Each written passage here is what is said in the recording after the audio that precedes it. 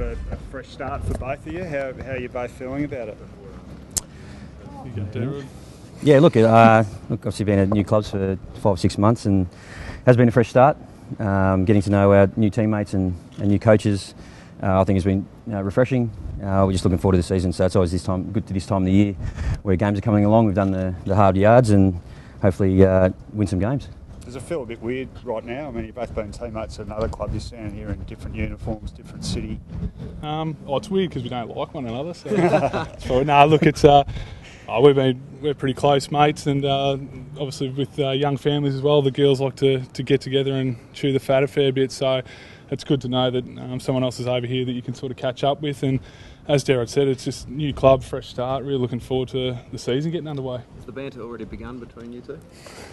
Yeah, I was hoping Chappie was going to get back playing by tomorrow night so we can have a few words, but we'll have to wait for the home and away season, I think. You know each other pretty intimately. Is there anything on the footy field that you'd say to Chappie that might get under his skin? There are a few things, but I won't tell him now. So for when he has a set shot, somewhere in a game, but we'll just... won't get too many set shots. So. We've got a little bit of dirt on one another, but I don't know. I'm not one to really mouth off on the footy field, so I might word a few of the other boys up, I reckon. Is it true you trusted him so much that you let him go and inspect your house before you bought it? No. Oh, look, we're pretty close mates, so there is a fair bit of trust. But he, I think when we were in New Zealand, when I bought a house in Adelaide, the two girls got together and worked out that if we bought a house in Adelaide, we'd only be about 200 metres from one another, but that's sort of gone out the window now because we're both in Adelaide. So he's on one side of the city, I'm in the eastern suburbs in the big mansion, and Derrod's slumming in the western suburbs. So.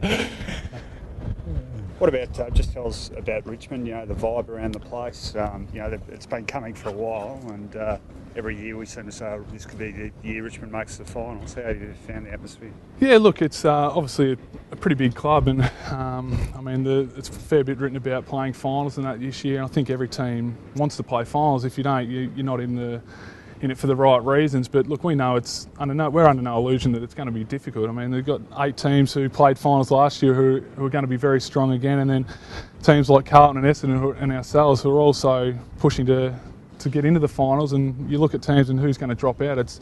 There's no easy beats in the AFL anymore. Even Brisbane made huge inroads last year, so they're going to be competitive again, and all those teams towards the bottom are going to be pushing back up. So it's going to be a huge challenge, but look, I mean, it's something we're looking forward to. I think the supporters really want us to get there, and internally that it's something that we want to strive towards.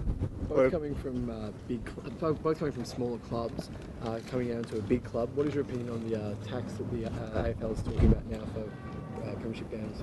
Yeah, look, I listened to it on the radio this morning, and I mean, it's probably not going to be great for supporters. I mean, they're only floating the idea at the moment. They're not really looking at putting it, I wouldn't hope, because it'd probably turn a few people away. It's probably easier to sit at home and watch it on Foxtel now if that becomes the case. So hopefully, it doesn't come in, because it's probably going to hit the hip pocket of a lot of supporters, and especially with the big clubs who have got a massive supporter base.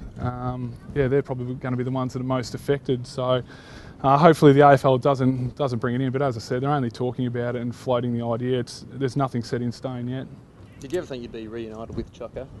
No, I didn't. Look, he's probably a lot of people have asked me the difference between him now and at Port Adelaide. I probably didn't appreciate him as much at Port Adelaide as probably what I should have. He was a fantastic coach and a really good teacher, and the young guys at Richmond are starting to see that now. I certainly think he's mellowed out a fair bit. You can have a joke around with him, and I say to him, a few of the boys get into him, I say, you would never have let that happen at Port Adelaide. So he's been fantastic for the younger guys, and he's mentoring a couple of them, and hopefully that we see them guys make some huge inroads this year.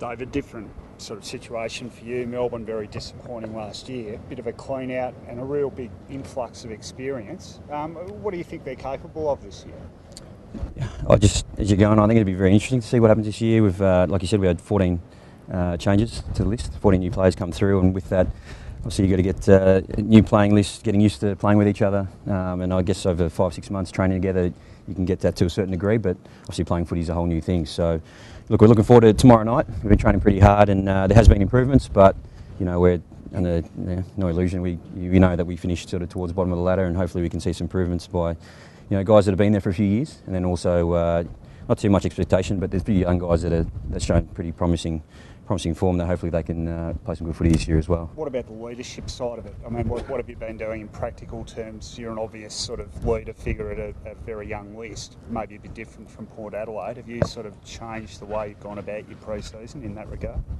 Definitely. So the way we've tackled, obviously they've been fairly active in the trade period and picking up new players in Chris Dawes, Shannon Burns, Cam Pedersen, and also Tom McGillies. So these older players that have been around for a fair while, we've got a really young list that needs fast tracking.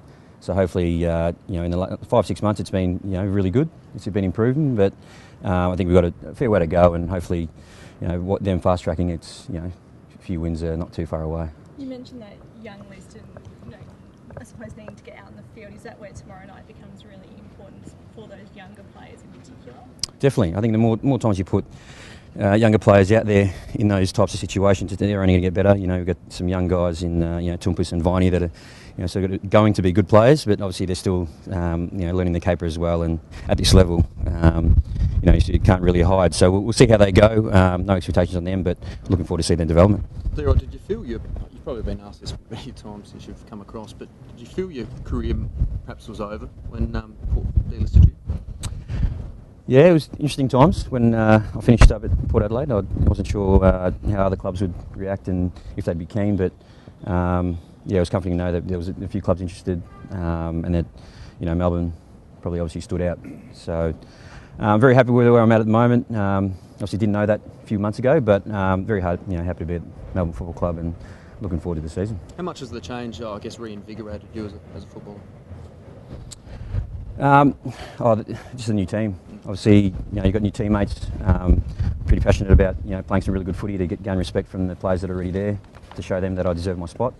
And sort of Dawsey and Shannon Burns will be the same. So, looking forward to to playing some good footy, and then also the Melbourne football. The players haven't seen my dance moves yet as well. So, Port Adelaide know more of my dance moves. So hopefully I can give some new ones for the boys for the club. Chappie, what sort of intelligence do you pass on to your teammates tomorrow night about D-Rod's game?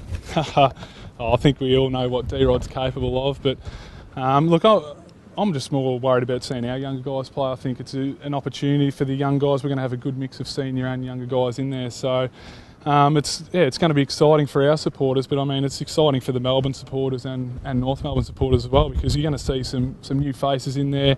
Obviously the Melbourne supporters are going to be looking forward to seeing how D-Rod and if Dawsey and all them sort of guys play as well, see how they gel together. So I think the three teams have got something to show the supporters, and hopefully see a big crowd out there. Sweet. Thanks fellas. Fantastic. We'll do some photos.